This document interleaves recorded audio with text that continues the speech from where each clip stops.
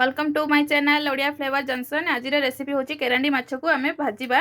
देखंतु तापे मु कोन नैची लंका गुंड लूण हळदी गुंड धनिया पाउडर मसला गुंड नैची ए सब पके दबा इथरे अदा रसुण जीरा एटा मु पेस्ट करी रखी सारथिली। एड़ा होची पियाज और मिरसिंगा पत्र मु पूरा छोट छोट करी मिरसिंगा पत्र काटी देइची। एटा अल्प आरारूट पाउडर खाली माछटा भांगी बानी बोली सब मिसई दबा।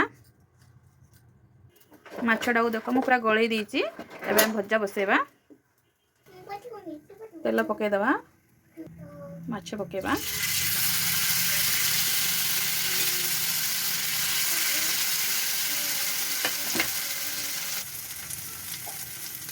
माछटा भाजी होची माछटा को लौटे दबा हमें।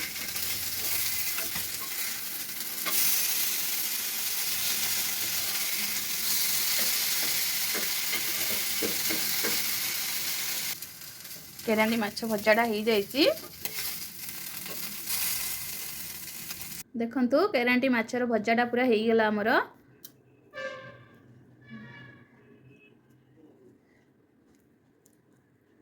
आपण मानको भल लागिले लाइक सब्सक्राइब कमेंट करंतु शेयर करंतु।